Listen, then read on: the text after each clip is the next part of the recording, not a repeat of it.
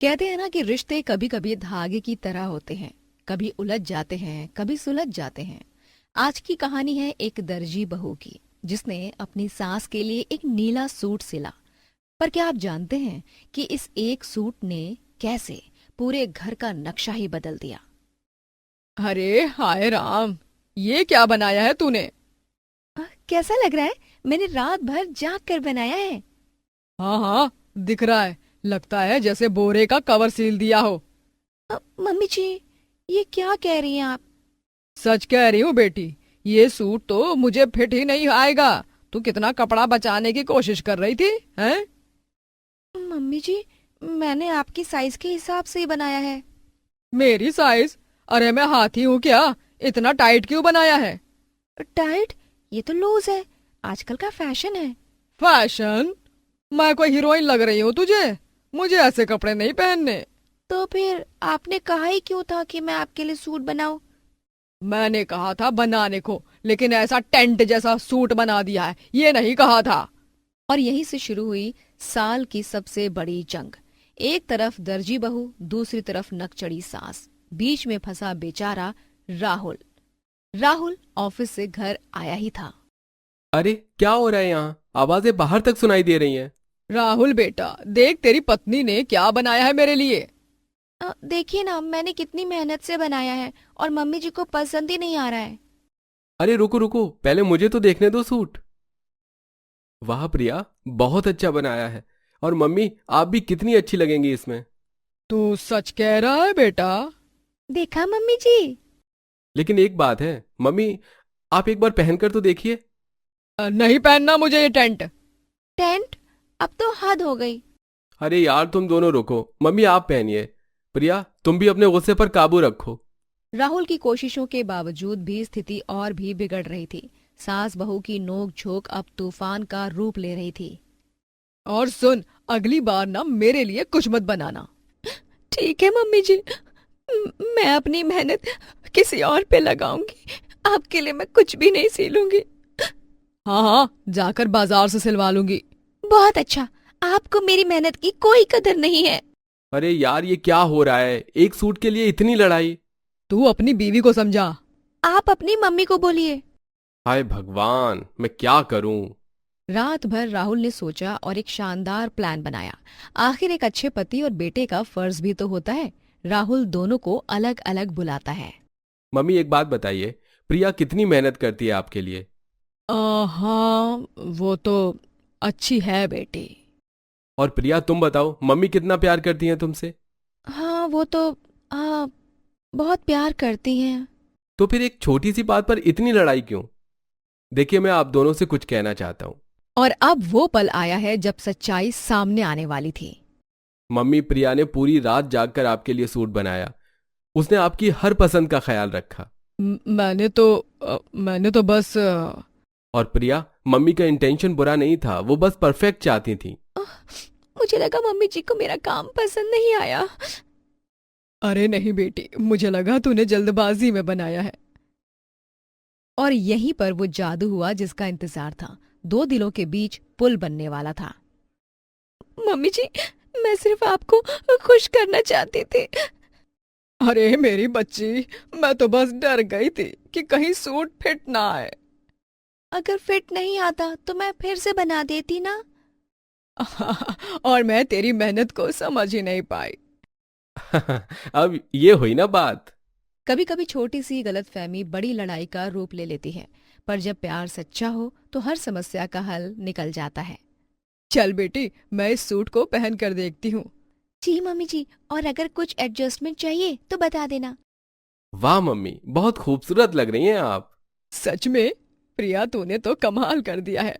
और मम्मी जी, आप इसमें बिल्कुल परफेक्ट लग रही हैं। माफ कर दे बेटी, मैंने तेरी मेहनत की कद्र नहीं की। अरे नहीं मम्मी जी, मुझे भी समझना चाहिए था। और इस तरह वो नीला सूट जो कल तक लड़ाई की वजह था, आज प्यार का कारण बन गया। अब तो मेरा घर फिर से जन्नत लग रहा है। और राहुल, तेरी बीवी तो उस्ताद दर्जी निकली। मम्मी जी, अब आप मुझसे जो भी बनवाना हो बेझिझक कहिएगा। अरे हाँ, मुझे एक लाल साड़ी भी चाहिए, समझी? पक्का मम्मी जी, लेकिन इस बार आप ट्राई करके बताइएगा कि कैसी चाहिए। और मैं दोनों के बीच रेफरी का काम करूंगा। अरे नहीं चाहिए। नहीं चाहिए। कहते हैं ना कि घर में प्यार हो तो हर समस्या का हल निकल जाता है। आज के इस किस्से से हमें यही सीख मिलती है कि रिश्तों में समझदारी और धैर्य सबसे जरूरी है। एक छोटी सी बात भी प्यार से सुलझाई जा सकती है।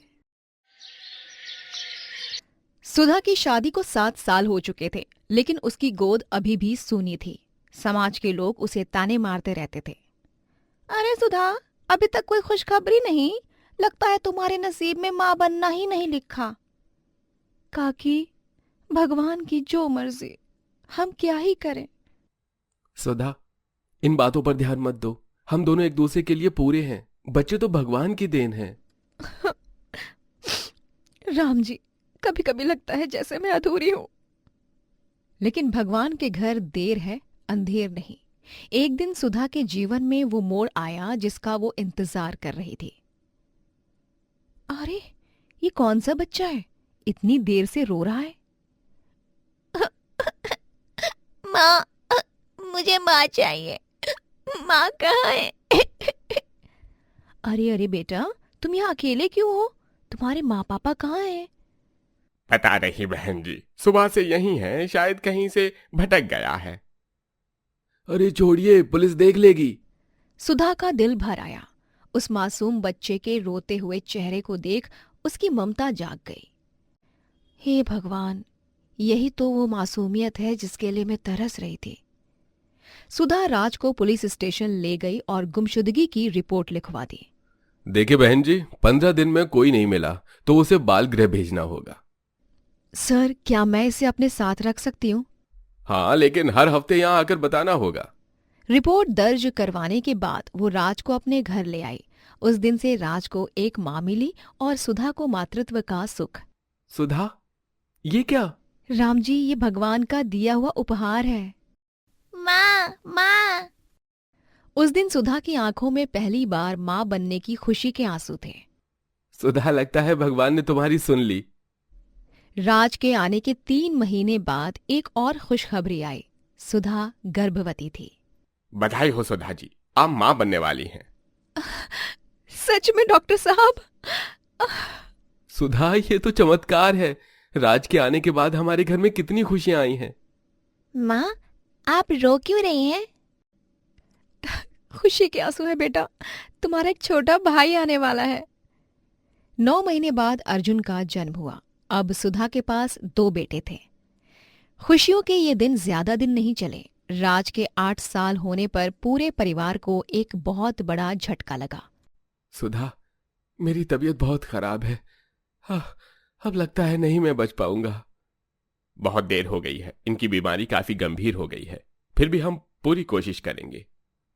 2 दिन बाद राम की मृत्यु हो गई। अब सुधा अकेली थी, 2 बच्चे और कोई आर्थिक सहारा नहीं। राम जी, अब मैं कैसे इन बच्चों को पालूंगी? माँ, आप रोइए मत, मैं बड़ा हो गया हूँ, मैं आपकी मदद करूंगा। और माँ, मैं भी आपकी मदद करूंगा। राज, अर्जुन, माँ कड़ी मेहनत करेगी, तुम दोनों को अच्छे से पढ़ाना जो है। पिता के चले जाने के बाद 15 साल की उम्र में राज को समाज की असलियत पता चली। लोग उसे पराया कहते थे। सुधा, राज तो पराया है, तुझे अर्जुन के लिए ज्यादा पैसे बचाने चाहिए। माँ, क्या मैं सच में पराया हूँ? अरे मेरा बच्चे, कभी ऐसा मत कहना, तू मेरा पहला बेटा है। भैया, आप मेरे सबसे प्यारे भाई हैं। अरे राज, तू तो गोद लिया हुआ है, तेरी असली माँ कहाँ है? मेरी माँ घर में है, जिसने मुझे पाला है वही मेरी असली माँ है। राज के 18 साल होने पर उसकी जिंदगी में तूफान आया। उसके असली माँ बाप आ गए। क्या यहाँ राज रहता है? जी हाँ, आप कौन हैं? मैं इसकी असली माँ हूँ। 15 साल पहले ये मेले में खो गया था। राज, मैं तेरा बाप हूँ। हमने तुझे 15 साल से ढूंढा है। मेरे माँ बाप तो यही हैं। बेटा, बेटा, मैं तेरी असली माँ हूँ। हमारे पास बहुत पैसा है। मैं कहीं नहीं जाऊंगा, ये मेरा घर है। राज को सबसे बड़ा फैसला लेना था, अमीरी या माँ का प्यार। आप लोग 15 साल कहाँ थे? जब मैं बीमार पड़ता था तो कौन रात भर जागता था? असली माँ वो होती है जो पाले, जो प्यार दे। जन्म देना ही माँ बनना नहीं होता। जब प्यार से बात नहीं बनी तो गुप्ता परिवार ने कानून का सहारा लिया। अगर तू नहीं आएगा तो हम कोर्ट जाएंगे। राज, अब क्या होगा बेटा? माँ आप चिंता मत कीजिए, मैं किसी भी हाल में आपको नहीं छोड़ूंगा। कोर्ट का दिन आखिरकार आ ही गया। एक तरफ पैसे की ताकत, दूसरी तरफ प्रेम की शक्ति। राज, तुम किसके साथ रहना चाहते हो? जज साहब, मैं अपनी माँ सुधा के साथ रहना चाहता हूं। माय लॉर्ड, यह औरत गरीब है। जज साहब, माँ ने मुझे सिर्फ खाना कपड़ा नहीं दिया, उन्होंने मुझे संस्कार दिए हैं, प्यार दिया है। मैं अब बड़ा हो गया हूं, मुझे मेरी इसी माँ के साथ रहना है। राज, तुम सुधा के साथ रह सकते हो। कोर्ट के फैसले के बाद कुछ महीने बीते। धीरे धीरे गुप्ता परिवार को राज का प्यार समझ आया। सुधा जी, मैं समझ गई हूँ कि आपने राज को कितना प्यार दिया है। बहन जी, मैं राज को कभी आपसे मिलने से नहीं रोकूंगी। सुधा जी, आपने हमारे बेटे को इतना अच्छा बनाया है। माँ, मैं अब गुप्ता अंकल आंटी से भी मिलूंगा, लेकिन मेरी असली माँ आप ही हैं। राज ने इंजीनियरिंग में टॉप किया। अर्जुन भी डॉक्टर बनने की तैयारी में था। सुधा के संघर्ष का फल मिलने लगा। माँ, मुझे एक अच्छी नौकरी मिल गई है। बेटा, तुमने मेरे सपने पूरे कर दिए। भैया, अब मैं भी डॉक्टर बनूंगा।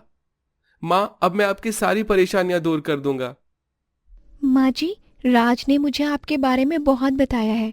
आप सच में महान हैं। बेटी, राज ने ही मुझे माँ बनने का सुख दिया है। और इस तरह सुधा की कहानी पूरी होती है।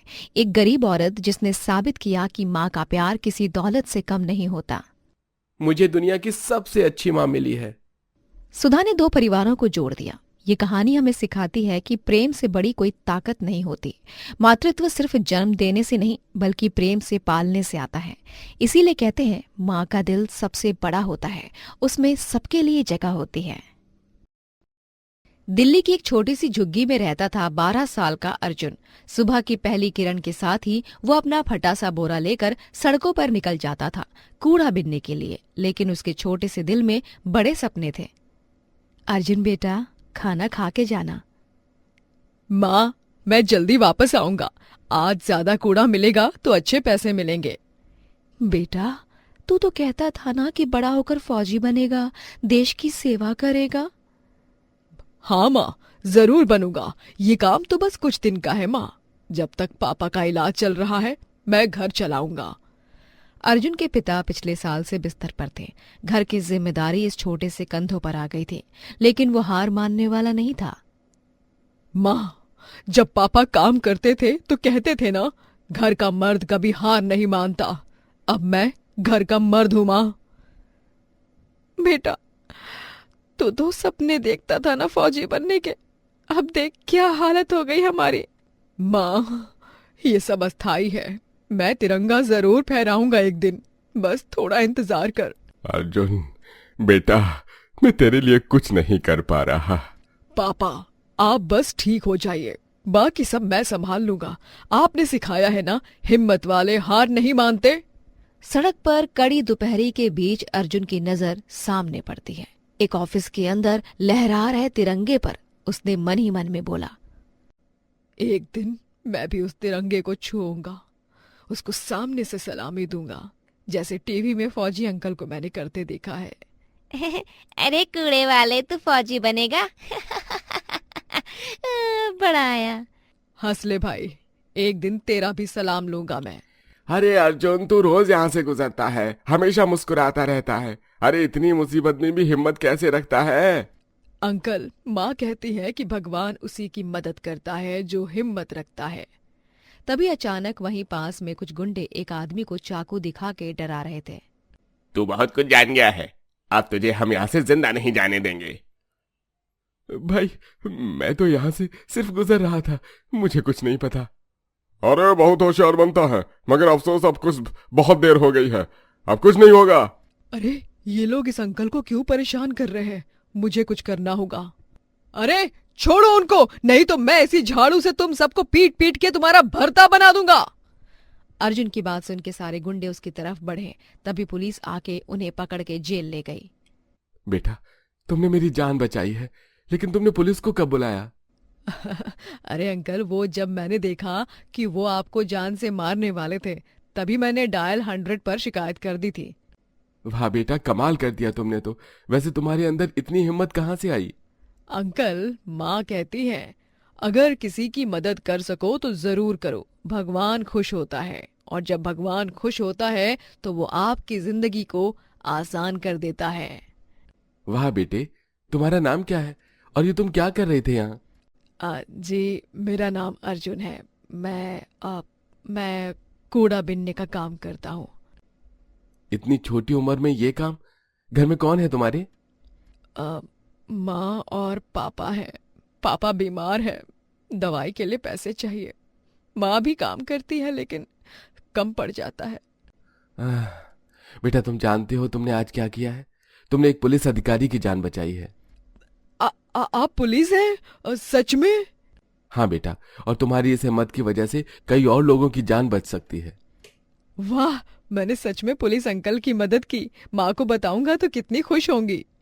बेटा तुम्हारे अंदर एक सच्चे फौजी वाली आत्मा है। कुछ दिन बाद अर्जुन के घर वो पुलिस अधिकारी डीएम के साथ उसके परिवार से मिलने आते हैं। नमस्ते, आप ही अर्जुन की माँ हैं? जी हाँ, कोई गलती हुई है क्या हमारे बेटे से? अरे नहीं नहीं भाभी जी, आपका बेटा एक हीरो है। इसकी वजह से एक बहुत बड़ा गिरोह पकड़ा गया है। अर्जुन बेटा, तुमने जो काम किया है वो बहुत बड़ी बात है। साहब, मैंने तो बस अंकल की मदद की थी। साहब, मेरे बेटे ने कुछ गलत तो नहीं किया ना? उसे माफ कर दीजिए। छोटा है, बड़ी जिम्मेदारी उठाता है, ऐसा है नहीं वो। बिल्कुल नहीं माता जी। उल्टा आपके बेटे को 15 अगस्त के दिन वीरता पुरस्कार से सम्मानित किया जाएगा। साहब, साहब, सच में मेरे बेटे को पुरस्कार मिलेगा साहब? जी हाँ, और इसके साथ ही अर्जुन की पढ़ाई के लिए पूरी स्कॉलरशिप भी मिलेगी। माँ, अब मैं पढ़ूंगा और सच में फौजी बनूंगा। पापा को दवाई भी मिलेगी। माँ, बेटा तुम पहले से ही एक सच्चे फौजी हो, अब बस इसे दुनिया के सामने दिखाना है। 15 अगस्त के दिन डीएम साहब अर्जुन को सम्मान देने के लिए बुलाते हैं। आज हम एक ऐसे बालक को सम्मानित कर रहे हैं जिसने सिखाया है कि वीरता का रिश्ता उम्र या गरीबी से नहीं बल्कि दिल की सच्चाई से है। हे भगवान, काश पापा यहाँ होते, देख पाते कि उनका बेटा आज तिरंगे के सामने खड़ा है। अर्जुन, मेरा शेर बेटा, आज तेरी माँ का सीना गर्व से फूला जा रहा है। अर्जुन, आओ आगे। साहब, मैं गरीब का बच्चा हूँ। क्या सच में मैं इस मेडल के लायक हूँ? हाँ बेटा, तुम हमारे हीरो हो। मैं अर्जुन, एक कूड़ा बीनने वाला बच्चा, आज यहाँ खड़ा हूँ, लेकिन मैं वादा करता हूँ मैं पढ़ लिख कर एक दिन सच में फौजी बनूंगा और देश का नाम रोशन करूंगा। मुझे अपने देश पर गर्व है और मैं अपने देश को गौरवान्वित कराने के लिए अपनी जान लड़ा दूंगा। मेरा बेटा, मेरा हीरो, मेरा अर्जुन। दोस्तों, अर्जुन ने हमें सिखाया है कि हीरो बनने के लिए बड़ा होना जरूरी नहीं, बस दिल में देश के लिए प्रेम होना चाहिए। मैं वादा करता हूँ इस तिरंगे की इज्जत रखूंगा, इस तिरंगे का मान रखूंगा, इस तिरंगे की शान रखूंगा, और जरूरत पड़ी तो इस देश के वास्ते मैं अपनी जान भी दे दूंगा। माँ, अब मैं कूड़ा नहीं बीनूंगा, पढ़ाई करूंगा और बड़ा अधिकारी बनूंगा। अर्जुन, मुझे तुझ पर गर्व है। धन्यवाद मेरे देश, तुमने मुझे दिखाया कि गरीब होना कोई शर्म की बात नहीं बल्कि हिम्मत ना होना शर्म की बात है। और इस तरह एक गरीब बालक एक सफल आईपीएस अधिकारी बना और हर 15 अगस्त वो उन बच्चों को प्रेरणा देता है जो कभी उसकी तरह सपने देखते थे। सच्ची आजादी तब मिलती है जब हम अपनी परिस्थितियों के सामने घुटने नहीं टेकते। अर्जुन ने सिखाया कि इंसान की पहचान उसके कपड़ों से नहीं, उसके हौसले से होती है। गरीबी कोई कमजोरी नहीं बल्कि एक चुनौती है जो हमें और भी मजबूत बनाती है। चंदनपुर गांव में सुबह की धूप धीरे धीरे फैल रही थी। आज का दिन सामान्य नहीं था। पहली बार इस गांव का कोई लड़का फौज में भर्ती हुआ था। माँ, बिजली कब आएगी? बेटा, 3 दिन से बिल नहीं भरा, कल मजदूरी से पैसे आएंगे तो भरेंगे। अरे पढ़ाई वढ़ाई छोड़, खेत में जाकर काम कर। कब तक हमारी कमाई खाएगा? नहीं पापा, मैं कुछ बनकर दिखाऊंगा। सरकारी स्कूल जहां राकेश पढ़ता वहां की कंडीशन ठीक नहीं थी। तभी मास्टर जी आते हैं। राकेश, तुम्हारी फीस के पैसे कहाँ हैं? सर, अगले महीने दे दूंगा। अरे करीब कितने महीने से यही बात कर रहा है। रोहित, शर्म नहीं आती? राकेश पढ़ाई में सबसे आगे है। बेटा, मैं तुम्हारी फीस भर देता हूँ, लेकिन वादा करो मन लगा के पढ़ोगे। राकेश मास्टर जी को फीस के लिए शुक्रिया अदा करते हुए उनके साथ उनके घर चला गया, जहां मास्टर जी के घर की दीवार पर अलग अलग नौकरियों के पोस्टर लगे हैं। राकेश, तुम इंजीनियर बनना चाहते हो या डॉक्टर? सर, मैं तो बस इस गरीबी से निकलना चाहता हूँ, माँ को खुश देखना चाहता हूँ। देखो बेटा, ये भी एक रास्ता है, सम्मान भी मिलता है, पैसा भी। सर, लेकिन हमारे गांव से कभी कोई फौज में नहीं गया। तो तुम पहले बनो, रास्ता बनाने वाले हमेशा अकेले होते हैं। राकेश घर पहुंचा और अपने फौज में जाने की बात को रखता है। माँ, मैं फौज में जाना चाहता हूँ। फौज में? क्यों बेटा? अरे यहाँ खेत खलियान छोड़कर कहाँ भागेगा? पापा, मैं इस गरीबी में नहीं मरना चाहता, मैं कुछ बनना चाहता हूँ। अगर तेरा दिल कहता है तो जा बेटा, मैं तुझ पर भरोसा करती हूँ। अपनी मर्जी कर, लेकिन यहाँ वापस मत आना। गांव के चौराहे पर सारे लड़के इकट्ठे होकर राकेश के इस फैसले पर उसे समझाने में लग गए। यार राकेश, तू पागल हो गया है क्या? यहाँ मजे से रह और आराम की लाइफ जी यार। अरे यहाँ ताश खेल, सिगरेट पी, मस्ती कर, फौज में जाकर क्या करेगा? तुम लोग यहीं बैठकर अपनी जिंदगी बर्बाद करो, मैं कुछ बनकर दिखाऊंगा। तू समझता है तू सबसे अच्छा है? नहीं, लेकिन मैं कोशिश तो कर सकता हूं। राकेश उनके बीच से उठ के निकल गया, क्योंकि उन सब की बातें उसको बेबुनियाद लग रही थीं। वहां से निकलकर वो अपने बचपन के प्यार पूजा से मिलने पहुंच गया। राकेश, तुम सच में फौज में जाओगे? हाँ पूजा, मैं तुम्हें खुशियों से रखना चाहता हूँ, इस गरीबी में नहीं। मुझे तुम्हारी खुशी चाहिए, पैसा नहीं। पूजा, अगर मैं कामयाब हुआ तो तुमसे शादी करूंगा, अगर हार गया तो? अगर हार गए तो भी तुम मेरे राकेश हो, मैं इंतजार करूंगी। घर की छत पर राकेश दौड़ने की प्रैक्टिस कर रहा था। राकेश जानता था कि फौज में जाना आसान नहीं, उसे शारीरिक और मानसिक दोनों तरह से तैयार होना बेहद जरूरी था। नहीं, मैं हार नहीं मानूंगा। अरे राकेश, क्या कर रहा है? चाचा जी, फौज की तैयारी कर रहा हूं। वाह बेटा, मेरा भाई भी फौज में था, कारगिल में शहीद हुआ था।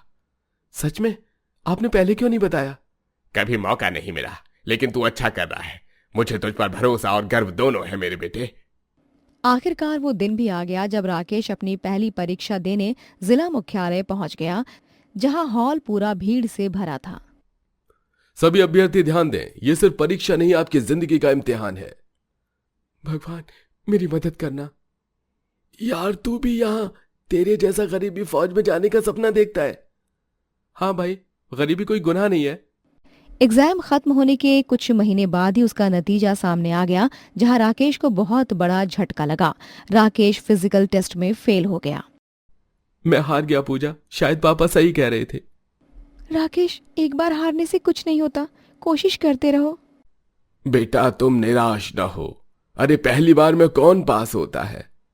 पूजा और मास्टर जी से बात करने के बाद वो अपने घर की तरफ जाने के लिए उदास मन से निकल गया। जहां गांव के लड़के उसे ताने मार रहे थे, वो भारी मन से अपने घर पहुंचा। बेटा, उदास क्यों है बेटा? माँ, मैं फेल हो गया, शायद मैं काबिल नहीं हूँ। अरे पगले, मैंने तुझे 9 महीने पेट में रखा है, मैं जानती हूँ तू कितना ताकतवर है। लेकिन माँ, लोग ताने मारते हैं।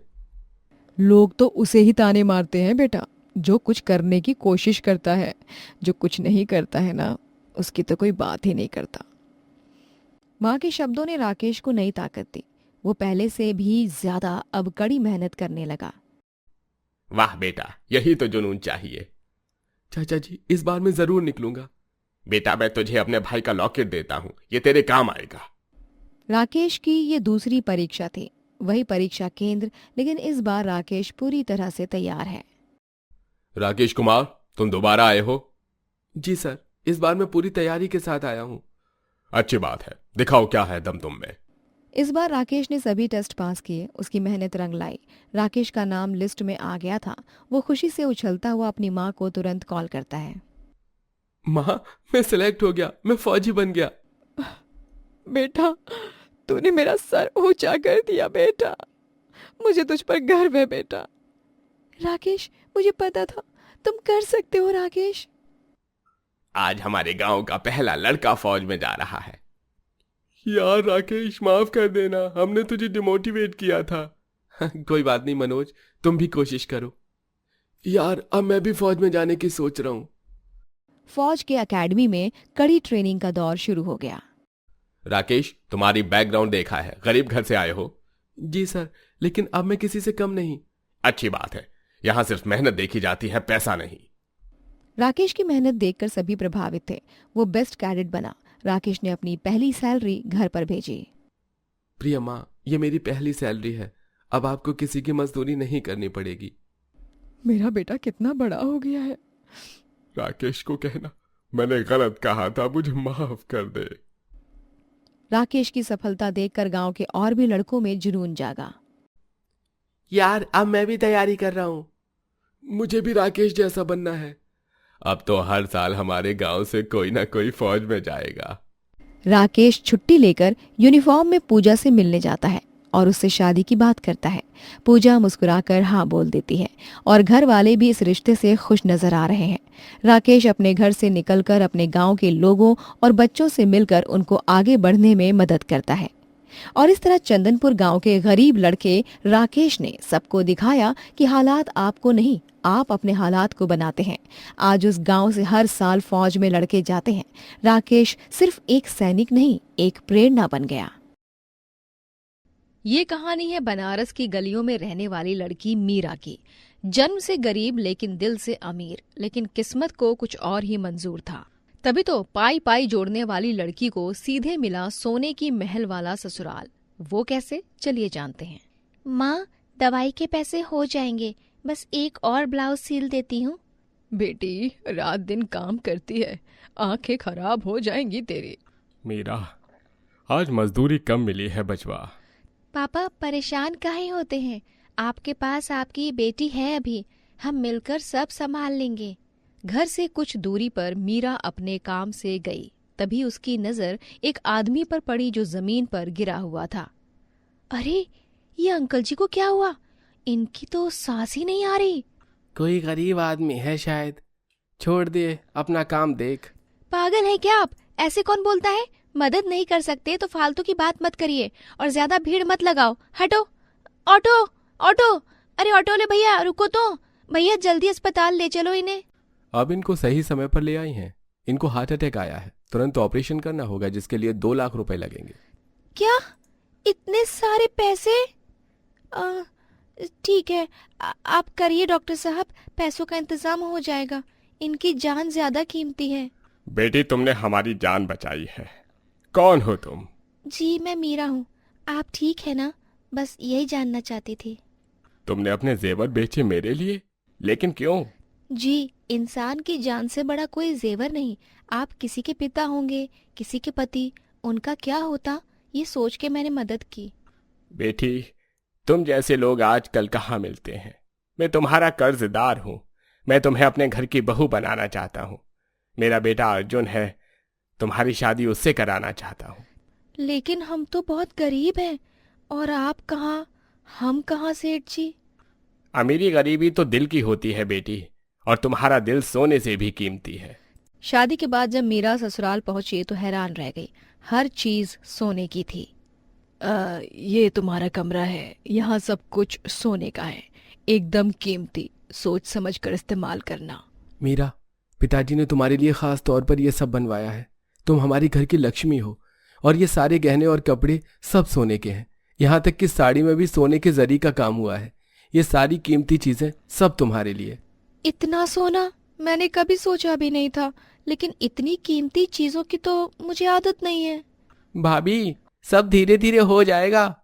यहाँ सब कुछ है, लेकिन फिर भी कुछ तो कमी लगती थी, जो आपके आने से अब पूरी हो गई। मुझे भी खुशी है कि मुझे देवर के रूप में एक प्यारा सा भाई मिला है। मीरा, मेरा खाना निकाल के मेरे कमरे में ला दो, और माँ का खाना भी उनके कमरे में पहुंचा देना। आप सब अलग अलग क्यों खाना खाते हैं? घर में हंसी मजाक क्यों नहीं है? मीरा, यहाँ सब अपने अपने काम में व्यस्त रहते हैं। पैसा कमाना है, बिजनेस संभालना है। कमला देवी मीरा और अर्जुन की बातों को सुन लेती है और अर्जुन को अपने पास बुला के बोली, अर्जुन, मीरा को समझा दे, यहाँ गरीबों जैसी हंसी मजाक नहीं चलता। ये अमीरों का घर है, सब हिसाब से चलता है और जरा मामला हाई फाई है। माँ जी, गरीबी में भी हमारे घर में खुशी थी। यहाँ सोना चांदी सब है, लेकिन प्यार और अपनापन तो कहीं नहीं दिखा मुझे। भाभी, मम्मी का मतलब ये नहीं था, आप दुखी मत होइए। मीरा सही कह रही है, धंधे में इतना खो गए कि घर को घर ही नहीं रहने दिया। कुछ दिन बाद मीरा की उस घर में पहली रसोई थी। उसने घर में सबसे बोला, आज मैं सबके लिए खाना बनाऊंगी और हम सब साथ बैठकर खाएंगे। साथ बैठकर? ये तो सालों से कभी नहीं हुआ। लेकिन मीरा, मैं ऑफिस से थका हुआ आता हूँ। तो और भी जरूरी है कि आप परिवार के साथ बैठें, खुशी मिलेगी, थकान भी उतर जाएगी। भाभी की बात सही है, मैं तैयार हूँ। चलो आज से नई शुरुआत करते हैं। देखते हैं कैसा लगता है। लीजिए, सबके लिए घर का खाना बनाए। वाह मीरा, कितना स्वादिष्ट है। भाभी, आपके हाथ में तो जादू है, जादू। बेटी, तुमने हमें सिखाया कि खाना सिर्फ पेट भरने के लिए नहीं, बल्कि रिश्ते मजबूत करने के लिए भी होता है। मीरा, मैं गलत थी, तुमने सच में हमारे घर में खुशी भरी है। माँ जी, अब तो लगता है कि सच में घर मिल गया। एक बात कहूँ, मन में बहुत दिनों से है। हाँ बेटी, खुलकर कहो। पापा जी, भगवान ने हमें इतना दिया है, क्यों ना हम उन लोगों की मदद करें जो मेरी तरह गरीब हैं। लेकिन मीरा, बिजनेस में पैसे की जरूरत होती है। जी हाँ, लेकिन जब मैंने अपने पापा की जान बचाई थी तो मेरे पास कुछ नहीं था। फिर भी भगवान ने मुझे आप जैसा परिवार दिया ना। भाभी सही कह रही हैं, हम करोड़पति हैं, कुछ तो मदद कर सकते हैं। मीरा, तुम्हारे दिल की बात सुनकर मुझे अपने बेटों पर गर्व हो रहा है। ठीक है बेटी, कल से शुरू करते हैं। अस्पतालों में गरीबों के लिए मुफ्त दवाई की व्यवस्था करेंगे। कुछ महीने बाद अग्रवाल परिवार का सम्मान समाज में और भी बढ़ गया। अग्रवाल साहब, आपकी मदद से सैकड़ों गरीब मरीजों का इलाज हुआ है। बहन जी, आपकी वजह से मेरे बच्चे की जान बची है। भगवान आपको खुश रखे। भैया, ये सब भगवान की कृपा है, हम तो बस माध्यम हैं। मीरा, तुमने हमें सिखाया कि पैसा सिर्फ कमाने के लिए नहीं, बांटने के लिए भी होता है। और सबसे बड़ी बात, अब हमारे बिजनेस में भी बरकत है। जितना बांटते हैं उतना ही वापस मिलता है। बेटी, पहले मुझे लगता था सिर्फ सोना ही खुशी देता है। माँ जी, अब तो मुझे समझ आया कि सोना तभी कीमती है जब उससे किसी का भला हो। देखिए, मीरा आने से पहले हमारे पास सिर्फ सोना था, अब हमारे पास प्यार भी है, खुशी भी है और समाज का सम्मान भी। मीरा, तुमने हमें जिंदगी जीना सिखाया है, सिर्फ पैसा कमाना नहीं। भाभी, अब तो घर में हमेशा हंसने की आवाजें आती रहती हैं। भगवान ने मुझे सोने का घर दिया, लेकिन असली सोना तो आप सबका प्यार है। यही मेरी सच्ची दौलत है। सच कहा बेटी, गरीब घर की बेटी ने अमीर घर को जिंदगी की असली कीमत सिखाई है। सोना हाथों में नहीं, दिल में होता है, और जो लोग बांटना जानते हैं, भगवान उन्हें और भी देता है। दिल्ली के एक छोटे से मोहल्ले में रहने वाली प्रिया और दक्षिण दिल्ली के फार्म हाउस में रहने वाली अनन्या की दोस्ती कॉलेज के पहले दिन से ही शुरू हुई थी। दोनों एक दूसरे की सच्ची साथी थी। यार, तू मेरी सबसे अच्छी दोस्त है, तेरे बिना एक दिन भी नहीं कट सकता। प्रिया, हम हमेशा साथ रहेंगे, प्रॉमिस। पर जैसे जैसे समय बीता, दोनों में बदलाव आने लगा। प्रिया अनन्या के घर जाकर उसकी लग्जरी देखकर अपनी गरीबी को लेकर कॉम्प्लेक्स महसूस करने लगी। अनन्या, तेरे पास सब कुछ है, बड़ा घर, कार, महंगे कपड़े। मैं तो बस सपने ही देख सकती हूँ, इसके अलावा कुछ भी नहीं कर सकती। अरे यार, तेरे घर में जो प्यार है ना, वो मेरे घर में नहीं है। तेरे माँ पापा कितना केयर करते हैं, मेरे घर में सिर्फ पैसे की बात होती है। समय के साथ प्रिया के मन में पैसे की चाह बढ़ती गई, जबकि अनन्या सादी जिंदगी की तलाश में थी। दोनों एक दूसरे के घर की खुशियों को देखकर अपनी जिंदगी में कमी महसूस करती थीं। कॉलेज खत्म होने के बाद दोनों की शादी की बात चलने लगी। बेटी, शर्मा जी के लड़के अमित से तेरी शादी तय हो गई है। वो बहुत बड़े बिजनेसमैन हैं। माँ, सच में? अब मैं भी अनन्या जैसी अमीर बन जाऊंगी? उधर अनन्या के घर में भी रिश्ते की बात चल रही थी। अनन्या, तुम्हारी शादी गुप्ता जी के लड़के राहुल से हो रही है। सादा लड़का है, टीचर है। लेकिन माँ। कोई लेकिन वेकिन नहीं, हमारा बिजनेस डूब गया है, अब मजबूरी है। शादी से पहले दोनों दोस्तों में अजीब सी दूरी आने लगी। प्रिया को लगता था कि अब वो अनन्या से ऊपर हो जाएगी, जबकि अनन्या को डर था कि प्रिया उसे छोड़ देगी। वहीं शादी के बाद अमित और प्रिया में एक अलग घमंड था अपने पैसों को लेकर। देखो प्रिया, अब तुम एक अमीर घर की बहू हो, मेरी इज्जत का ख्याल रखना। महंगे कपड़े पहनो, जेवर पहनो। हाँ जी, अब तो मैं भी अनन्या जैसी अमीर हूँ। अनन्या कौन? अरे हाँ, वो गरीब लड़की। अब उससे दूरी बनाकर रखना। शादी के बाद राहुल और अनन्या का रिश्ता बहुत प्यार और सम्मान के साथ शुरू हुआ। अनन्या, मुझे पता है तुम अमीर घर से आई हो, लेकिन मैं तुम्हें खुश रखूंगा। राहुल, मुझे सिर्फ प्यार चाहिए, पैसा नहीं। शादी के बाद 6 महीने बाद भी प्रिया अब एक बड़े घर में रहती थी। अमित उसे हमेशा अमीरी दिखाने को कहता था। दूसरी तरफ अनन्या छोटे से फ्लैट में राहुल के साथ खुश थी, जो उसका बहुत ख्याल रखता था। देखो, कल पार्टी में सबसे महंगी साड़ी पहन कर जाना, लोगों को पता चले कि हम कितने अमीर हैं। हाँ जी, मैं अनन्या को फोन करके दिखाती हूँ कि मैं कितनी खुश हूँ। आज मेरी तनख्वाह आई है, चलो बाहर खाना खाते हैं। राहुल, मुझे तुम्हारे साथ घर का खाना भी अच्छा लगता है। हेलो अनन्या, मैं आज 50,000 की साड़ी लेकर आई हूँ। तू कैसी है और जीजा जी कैसे हैं? वाह प्रिया, बहुत बढ़िया। मैं ठीक हूँ यार, राहुल भी बहुत अच्छे हैं। अरे अच्छा है तो ठीक है, पैसा तो नहीं है ना उसके पास, लेकिन कोई बात नहीं, प्यार ही सब कुछ है। चलो आओ घर किसी दिन। अब अनन्या प्रिया के घर पहुंची तो प्रिया का रवैया बिल्कुल बदला हुआ था। आजा अनन्या, बैठ, देख ये मेरा नया ड्राइंग रूम है, 5 लाख का सोफा सेट है। अरे हाँ, तेरे घर का क्या हाल है? सुना है छोटा सा फ्लैट मिला है।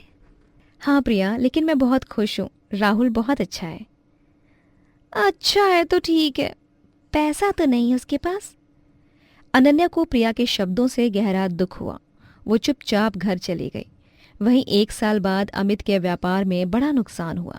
घर का सारा सामान बिकने लगा। अमित का रवैया प्रिया के साथ बदल गया। सब तुम्हारी वजह से हुआ है, तुमने मुझे बदकिस्मती ला कर दी है। मैंने क्या किया है? मैं तो सिर्फ... चुप रहो। दूसरी तरफ राहुल की मेहनत रंग लाई और उसे प्रमोशन मिल गया। अब अनन्या की स्थिति बेहतर हो गई थी। अनन्या, मुझे प्रमोशन मिल गया, अब हम बेहतर घर में शिफ्ट हो सकते हैं। राहुल, मुझे प्रिया के लिए चिंता हो रही है। सुना है उसके घर की हालत खराब है। तो चलो उससे मिलते हैं, दोस्त मुश्किल में काम आते हैं। अनन्या, मैं बहुत परेशान हूँ। घर का सारा सामान बिकने के लिए रख दिया गया है, पता नहीं क्या होगा। प्रिया, तू परेशान मत हो, मैं हूँ तेरे साथ, ठीक है? देख, मैं आती हूँ तेरे से मिलने। जब अनन्या प्रिया के पास पहुंची तो उसने देखा कि प्रिया का घर बिल्कुल खाली हो गया था। प्रिया बहुत दुखी थी। मेरी दोस्त प्रिया, मैं तेरे साथ हूँ, तू चिंता मत कर। अनन्या, अमित मुझसे बहुत बुरा बर्ताव करता है, कहता है मैं बदकिस्मत हूँ। प्रिया, ये तो गलत है। राहुल कहता है मुश्किल वक्त में पति पत्नी को एक दूसरे का साथ देना चाहिए। भाई, ये वक्त आता जाता रहता है, प्रिया का क्या कसूर? मुझे पता है मैं गलत हूं, लेकिन मैं परेशान हूं। यार, मैंने तेरे साथ कितना गलत किया था। पैसा आने के बाद मैं तुझे भूल गई थी। पुरानी बातों को भूल जाओ प्रिया, अब हम दोनों एक साथ हैं। राहुल और अनन्या ने प्रिया और अमित की मदद की। धीरे धीरे अमित का व्यवहार भी सुधर गया। भाई, मैं तुम्हें अपनी कंपनी में जॉब दिला सकता हूँ। राहुल, तुम सच्चे दोस्त हो। प्रिया, मुझे माफ कर दो। धीरे धीरे 5 साल बीत गए। यार, आज हमारे बिजनेस की 5वीं सालगिरह है। कितना कुछ बदल गया है ना? हाँ प्रिया, अब हम दोनों ने सीख लिया है कि स्टेटस और पैसा इंसान को बदल देता है, लेकिन सच्चे रिश्ते हमेशा साथ निभाते हैं। सही कहा, मुझे अपनी गलती का आज भी एहसास है। तू हमेशा मेरी सबसे अच्छी दोस्त रहेगी। आज दोनों सहेलियां एक साथ खुश हैं। उन्होंने सीखा था कि जिंदगी में उतार चढ़ाव आते रहते हैं, लेकिन सच्चे रिश्ते हमेशा साथ निभाते हैं। पैसा और स्टेटस इंसान को बदल देता है, लेकिन सच्चे रिश्ते जिंदगी की सबसे बड़ी दौलत हैं। मुंबई की एक तंग गली में 2 घर थे। एक पक्का मजबूत ईंट सीमेंट का बना हुआ, दूसरा कच्चा टीन की चादरों और मिट्टी से बना। पक्के घर में रहते थे सेठ गुप्ता और कच्चे घर में रामू अपनी छोटी सी दुनिया के साथ। दोनों घरों के नसीब अलग थे मगर दिल एक जैसे। सुनीता, देख बादल कितने काले हो गए हैं। लगता है इस बार बारिश जल्दी आ जाएगी। हाय राम, फिर से वही मुसीबत। छत से पानी टपकेगा, दीवारें गीली हो जाएंगी, छोटू कहाँ सोएगा। मम्मी, क्या हम भी गुप्ता अंकल के घर जैसा पक्का घर बना सकते हैं? बेटा, पहले रोटी का जुगाड़ हो जाए, तब सोचेंगे पक्के घर का सपना। और फिर एक रात शुरू हुई वो बारिश जो अमीरों के लिए खुशियों की बौछार थी, गरीब रामू के लिए मुसीबतों का तूफान बनकर आई। जैसे प्रकृति ने गरीब और अमीर के बीच का फर्क और भी गहरा कर दिया हो। सुनीता, जल्दी बर्तन निकाल, छत से पानी टपक रहा है। यहाँ भी, वहां भी। हाय भगवान, कहीं सूखी जगह ही नहीं मिल रही। पापा, मेरी किताबें भीग गई हैं। अब मैं कल स्कूल में क्या दिखाऊंगा? कोई नहीं बेटा, कोई बात नहीं, सूख जाएंगी। तू यहाँ मेरे पास आ जा, पापा है ना तेरे साथ। वही सेठ गुप्ता के घर का माहौल कुछ अलग ही था। मीरा, देखो कितनी अच्छी बारिश हो रही है। एसी भी बंद कर दें, ठंडी हवा आ रही है। हाँ जी, चाय बनाती हूँ, बारिश में पकौड़े भी अच्छे लगेंगे। तभी अचानक दीवार के पार से रोने की आवाज आने लगी। ये क्या आवाज है? लगता है रामू के घर से आ रही है। बारिश तेज होती गई और रामू की मुसीबतें बढ़ती गई। जैसे जैसे रात गहराती जा रही थी, रामू के परिवार की आंखों में डर बढ़ता जा रहा था। हर टपकने की आवाज उनके दिल में एक सवाल छोड़ जाती थी, क्या हम इस रात को जिंदा काट पाएंगे? रामू, पानी घर में घुस आया है, सारा सामान भीग गया, आटा भी खराब हो गया। हे भगवान, अब क्या होगा हमारा? आज कमाई भी नहीं हुई, बारिश में काम नहीं मिला, अब खाना भी नहीं बना सकेंगे। किस मुंह से बेटे से कहूं कि आज भूखे सोना पड़ेगा। मम्मी, पेट में बहुत दर्द हो रहा है, कुछ खाने को मिलेगा? बस बेटा, थोड़ी देर में पानी कम हो जाएगा, फिर कुछ बनाऊंगी। मम्मी की जान, जरा सब्र कर। तभी एक तेज आवाज आई दीवार गिरने की। अरे, पिछली दीवार गिर गई। सुनीता, छोटू को लेकर यहाँ से हट जा। कहाँ जाए? चारों तरफ पानी ही पानी है। उस रात रामू का परिवार भीगी दीवार के सहारे खड़ा रहा। न खाना, न सूखे कपड़े, न आराम की नींद। कुछ समय बाद सेठ गुप्ता रामू के घर का दरवाजा खटखटाते हैं।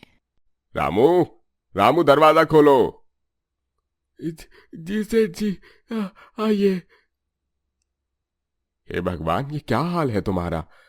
मीरा, मीरा जल्दी आओ। हाय राम, सुनीता बहन, छोटू, तुम लोगों ने रात कैसे काटी? दीदी, हमारे पास कुछ नहीं बचा, सब कुछ बर्बाद हो गया। रामू, तुम अभी मेरे घर चलो, जब तक बारिश है तुम यहीं रहोगे। नहीं सेठ जी, हम अपनी मुसीबत खुद संभाल लेंगे, आप परेशान मत होइए। पापा, मुझे बहुत डर लग रहा है। रामू के दिल में हलचल शुरू हो गई, उसका मन उसे कचोटने लगा। रामू भाई, ये वक्त है अभी परिवार को संभालने का, सोचने का नहीं। हम पड़ोसी हैं, फैमिली की तरह। और इस तरह सेठ गुप्ता के घर में रामू का परिवार पनाह लेता है। लेकिन अंदर मन में तूफान था कि इतने बड़े आदमी का कर्ज हम कैसे उतार पाएंगे। सुनीता, ये सूखे कपड़े पहनो और छोटू के लिए दूध गर्म कर रही हूं मैं। रामू, परेशान मत हो, कल बारिश रुकेगी तो तेरा घर ठीक कराने में मदद करूंगा। सेठ जी, आपकी ये मेहरबानी मैं कैसे चुकाऊंगा? रामू, मेहरबानी नहीं, ये इंसानियत है। आज तू मुसीबत में है, कल मैं हो सकता हूँ। अंकल, आपका घर कितना सुंदर है, यहाँ पानी भी नहीं टपकता। बेटा, एक दिन तेरे पापा भी ऐसा ही घर बनाएंगे। चलो सब मिलकर खाना खाते हैं। दीदी, आप हमारे लिए बहुत परेशान हो रही हैं। सुनीता बहन, ये परेशानी नहीं, ये तो एक पड़ोसी होने का फर्ज है और एक तरह से ये अपनापन भी तो है। 3 दिन बाद बारिश रुकी। सेठ गुप्ता ने अपने वादे के मुताबिक रामू के घर की मरम्मत कराई। जरा मजबूत छत लगाना, अगली बारिश में कोई दिक्कत ना हो। और हाँ, पानी निकलने का भी इंतजाम कर देना। देखते ही देखते घर की मरम्मत पूरी हो गई। वहीं सुनीता नम आंखों के साथ उनके पास आती है। भगवान आपका भला करे सेठ जी, आपने हमारी जिंदगी बचा ली। अरे, अब हम तो पड़ोसी नहीं, एक फैमिली हैं। अंकल, अब जब मैं बड़ा हो जाऊंगा तो मैं भी किसी की मदद करूंगा। बिल्कुल बेटा, यही तो असली खुशी है। सेठ जी, मैं वादा करता हूँ, एक दिन मैं भी किसी की मुसीबत में काम आऊंगा। और इस तरह बारिश की उस भयानक रात ने सिखाया कि गरीबी सिर्फ पैसों की कमी नहीं बल्कि मानवीय रिश्तों की जरूरत है। सच्चे पड़ोसी वो नहीं जो पास में रहते हैं, बल्कि वो हैं जो मुसीबत में साथ खड़े होते हैं। क्या आपने कभी देखा है कि बारिश में भीगते हुए भी कोई परिवार खुशी से गाना गा रहा हो? आज मैं आपको ऐसी ही एक अनोखी कहानी सुनाने वाली हूँ जो आपके दिल को छू जाएगी। ये है शर्मा परिवार की कहानी, जिनके पास मकान अधूरा था लेकिन सिर पर पूरा आकाश था। लता, आज ठेकेदार साहब ने कहा है कि अगर काम अच्छा रहा तो बोनस मिलेगा। सच में? तो इसका मतलब हम घर के छत की काम फिर से शुरू कर सकते हैं ना? पापा, सबके घर में सही छत है, सिर्फ हमारे ही घर में बारिश में पानी टपकता है। बेटा, थोड़ा और इंतजार कर, मैं पैसे जोड़ रहा हूँ, जल्दी हमारे सिर पर छत होगी। शर्मा परिवार का घर अधूरा था, सिर्फ 3 दीवार और ऊपर तिरपाल की छत। लेकिन जो चीज पूरी थी वो थी उनकी उमंगें और एक दूसरे के लिए प्रेम। कमल, तुम्हारा बैग और किताबें गीली क्यों है? मैडम, रात में बारिश हुई थी ना, तो घर में पानी आ गया था। कमल के घर में छत ही नहीं है। कैसा घर है यार, बारिश में भी तो भीग जाते होंगे लोग।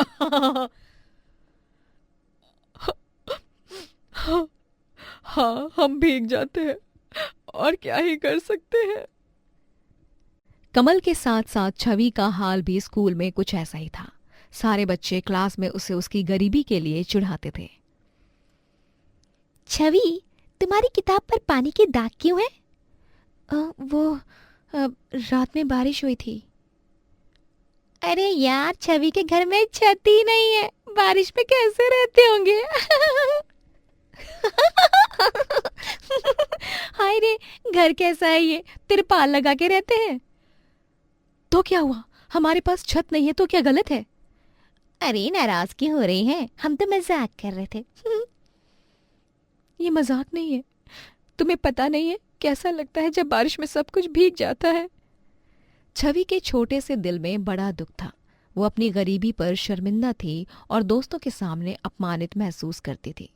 स्कूल से छवि घर वापस आते ही अपने परिवार के सामने सिसक सिसक के रोने लगती है। Mummy, mummy. क्या हुआ बेटा, तुम रो क्यों रही हो? स्कूल में सब मेरा मजाक उड़ाते हैं, कहते हैं हमारे पास घर नहीं है, मैं वहां नहीं जाना चाहती। अरे मेरी लाडली, यहाँ आ। क्या कहते हैं वो लोग? दादी, वो कहते हैं हमारे घर में छत नहीं है, हम गरीब हैं, बारिश में भीग जाते हैं। छवि, मेरे साथ भी यही होता है, लेकिन तू एक बात बता, क्या हम खुश नहीं है परिवार में अपने साथ? हाँ, खुश तो है लेकिन सबके सामने शर्म आती है। मेरी शहजादी, हमारे पास छत भले ना हो, लेकिन हमारे पास ये प्यारा सा परिवार तो है। हाँ बेटा, देखो तो सही, जब बारिश आती है तो हम परेशान होकर बैठते हैं या गाना गाते हैं? गाना गाते हैं। बिल्कुल, जिस घर में प्यार होता है, गाना होता है, हंसी होती है, वो घर कभी अधूरा नहीं होता। बेटा, एक दिन जरूर आएगा जब हम इसी घर को अपनी मेहनत से पक्का बना लेंगे, लेकिन तब तक हम ये वक्त भी प्यार से गुजारेंगे। सच पापा? हाँ छवि। छवि के दिल में अब एक नई समझ आ रही थी। उसी रात बारिश फिर से शुरू हो जाती है और बरसात का सारा पानी घर के अंदर आने लगता है। मम्मी, अब पानी आ रहा है, चलो बर्तन रखते हैं। वाह, आज मेरी बेटी डरी नहीं। अरे, ये तो मेरी प्यारी गुड़िया है। चलो इस बारिश के साथ हम लोग भी इसकी धुन के साथ गाना गाते हैं। अरे दादी, आप भी? क्या बात है, जीवन का आनंद तो ऐसे ही आता है। छवि, तू शुरू कर। हाँ, बारिश में भी खुशी है। सभी मिलकर गाना शुरू करते हैं। टिप टिप बारिश के साथ अब छवि भी समझ गई थी कि खुशी बाहरी वस्तुओं में नहीं बल्कि रिश्तों में होती है। अगले दिन ही स्कूल में छवि एक नए रूप के साथ जाती है। छवि, कल तू रो रही थी, आज तो बड़ी खुश लग रही है। हाँ, मैंने एक बात समझी है। क्या? मेरे घर में छत भले ना हो, लेकिन हमारे घर में इतना प्यार है कि बारिश में भी हम गाना गाते हैं। तुम्हारे घर में क्या ऐसा होता है? वाह, ये तो कमाल की बात है। और हाँ, एक दिन हम अपनी मेहनत से इस घर को पक्का बना भी लेंगे। रमेश की मेहनत और अच्छा बर्ताव अब रंग लाने लगा था। उसे समुदाय और अपने परिवार से सहायता मिली, जिससे वो अपने कच्चे मकान को पूरी छत देने वाला था। अभी तक 15,000, छत का काम कम से कम 50,000 का होगा। पापा, मैं कोचिंग पढ़ा दूंगा। और मैं पड़ोस में छोटे बच्चों को चित्रकारी सिखा दूंगी। ये मैं कर सकती हूँ। ये है मेरे पोते पोती। शिक्षा सिर्फ पुस्तकों में नहीं होती। रमेश भाई, मैंने सुना तुम्हारी छत का काम बाकी है। मोहल्ले में सबने तय किया है कि छुट्टी के दिन मिलकर तुम्हारी छत बनाएंगे। सच में अंकल? हाँ बेटा, तुम्हारे घर से हमेशा खुशी की आवाज आती है। ये देखकर हम सबको प्रेरणा मिलती है। आखिरकार उनकी छत बनाने का दिन आ ही जाता है। समुदाय के सभी लोग मिलकर रमेश के घर काम करते हैं। भैया, लगता है जैसे पूरा मोहल्ला हमारा परिवार है। हाँ छवि, अब तुझे स्कूल में कोई कुछ नहीं कहेगा। हाँ भैया। वहीं बारिश फिर आई, लेकिन इस बार ये पहली बारिश थी एक नई छत के साथ। उस बारिश की आवाज, लेकिन अब घर के अंदर पानी टपकने की आवाज नहीं थी। वाह, पानी नहीं आ रहा। अब किताबें खराब भी नहीं होंगी। और अब तू स्कूल में गर्व से जा सकेगी। हाँ मम्मी। छवि ने सीखा, घर दीवारों से नहीं, रिश्तों से बनता है। और सच्ची दौलत भी वही है जो बांटने से बढ़ती है।